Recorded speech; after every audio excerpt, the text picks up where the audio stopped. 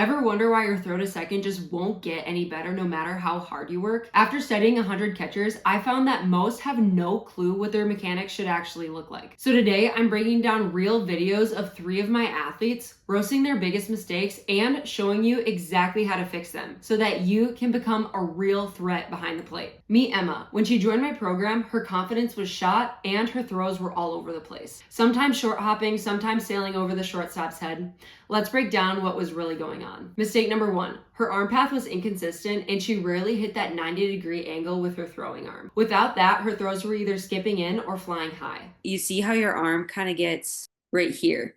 So it kind of gets sideways and then up and then you go forward. I want to avoid as much extra movement as possible so that we can get rid of the ball quicker. So we focused on the wall drill, standing half a foot away from the wall, working on a high transfer that goes straight into a tight arm path. This forces you to eliminate all that extra wasted motion. Mistake number 2. Emma's throws would always sail to the right instead of heading straight to second. Why? She opened up her shoulders too soon and never finished her knee drive. When it tails to the right like that, that's when we don't line our body fully up with second base. Like our shoulder and our hip, they're not fully in alignment with second. We're just like opened up a little bit too much, or we're opening up a little bit too early. What I had her do was I had her focus on keeping her shoulder turned to second base until her knee hit the ground. We broke down her throw into 4 steps. A, B, C, and D. A is a high transfer into 90 degrees. B is a hip turn.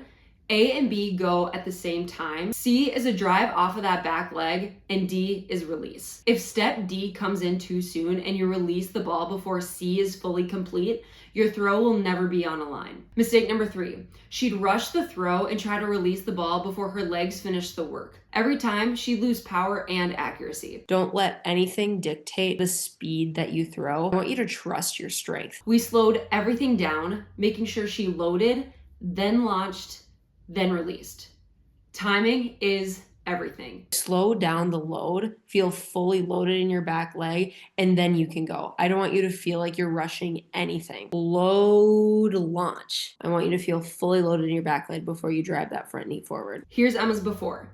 Throws all over the place. And here's after. A tight arm path, on target, and finally confident. All right, let's talk about Aliyah. She came in with almost 0 guidance and even less confidence. Her throws rarely went where she wanted. Here's what was holding her back. Mistake number 1. The ball would short hop to second nearly every time. Her arm never stayed at 90 degrees, so her throw didn't have enough speed or height. That arm, that arm is a little bit angled in. I want it to be at 90. We drilled the same 90-degree arm path as Emma, double checking every rep. Repetition builds muscle memory. Mistake number 2.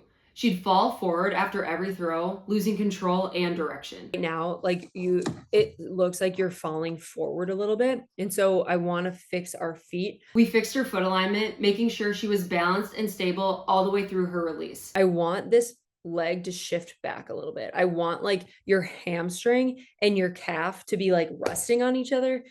So shift this leg back a little bit and have the balls of your feet even with each other. Mistake number 3.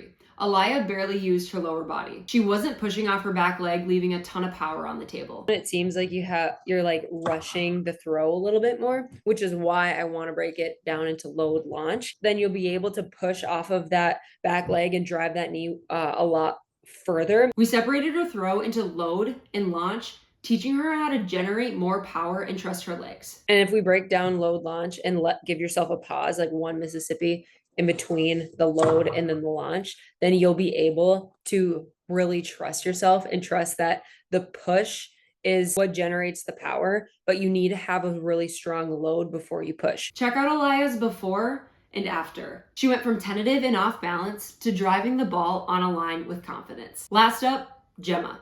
A natural athlete with tons of power, but she needed to harness it and get more accurate. Mistake number 1. Her transfer wasn't as fast as it could have been, adding precious tenths of a second to her pop time. I think that this glove, where you separate it fully, I think that it can be further back towards where your ear is. I think that it can be quicker. What we did was we isolated the transfer. So we didn't catch the ball, but redirected the ball straight to her shoulder. Quick hands equals a quick throw. Mistake number 2.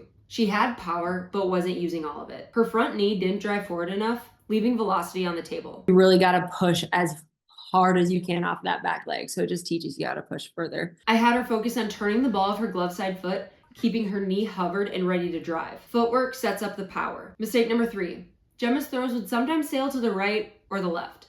She wasn't fully rotated or fully loaded into her back leg. If the throw is off, like to the right or to the left, there's a really good chance that your body just needs to be closed off more. We worked on full rotation and getting into the back leg for a more accurate and consistent line to second. They want you to feel more weight in your back leg before you push. Because if you feel more weight in your back leg, that means that you have more time to rotate your hips forward into that B alternative progression, and then you can go. Here's Gemma's before. Powerful, but wild. And here's Gemma's after. Fast, powerful, and on target.